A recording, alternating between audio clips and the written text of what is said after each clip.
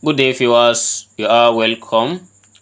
Let's see the easiest method of solving this quadratic equation, the coolest way of factoring this. So this is very simple to solve. Here we consider the solution.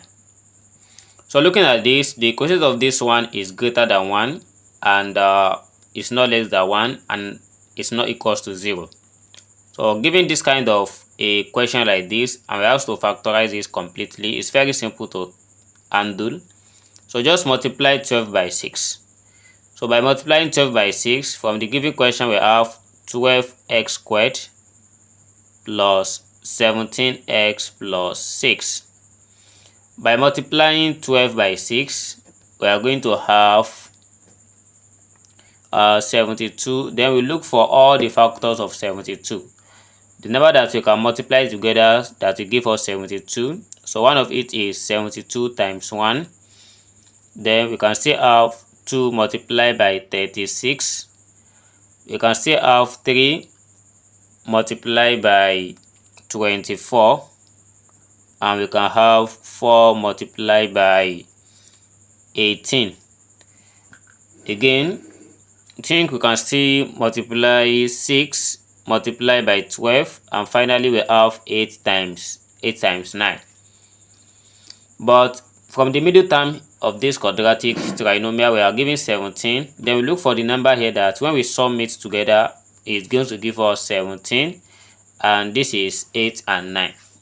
Because 8 plus 9 equals 17, so by trying to plug it, creating two brackets like this, so I create two brackets, then we are given x, and here is also x.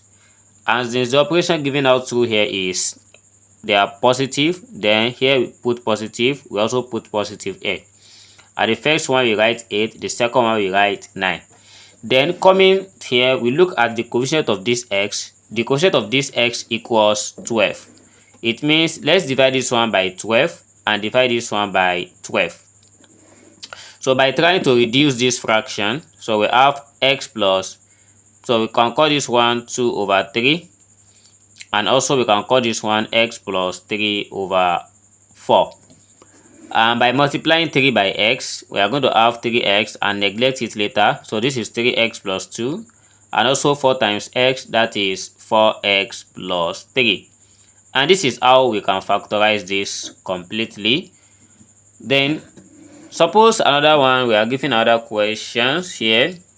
If all these are positive, let's say we are given negative throughout.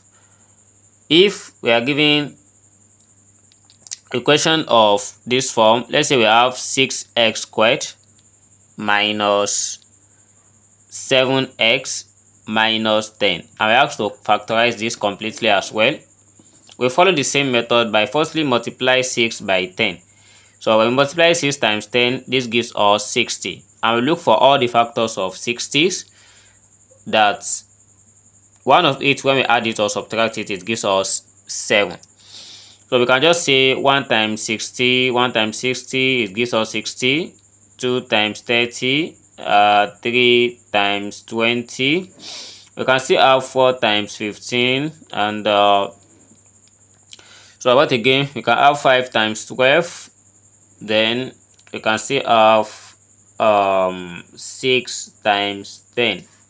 So all continues like this, but the one that's going to use here is 5 and 12.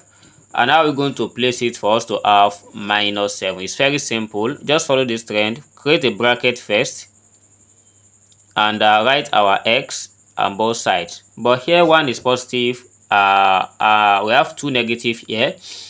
So how I'm going to do here is the biggest number here, which is 12, we attract negative. So here is going to be negative 12 and they follow by the positive 5. Then divide both sides by coefficient of x squared, which is 6. Divide this one by 6 as well. So after the division, so 2 here, that is x. We are going to have this as x minus 2. Then for this one, so just multiply 6 by x and neglect it. That is 6x plus 5. So this is how we factorize this one also. Thanks for watching, and don't forget to subscribe to this channel. See you in the next class. Never stop learning. Bye bye.